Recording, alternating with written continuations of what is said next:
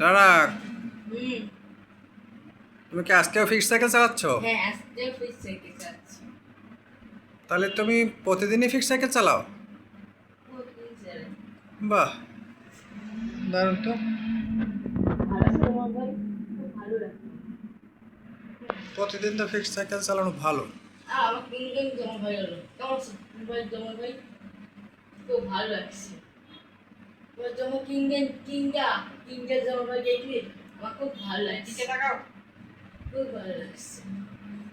কিনগার জন্য এদিক।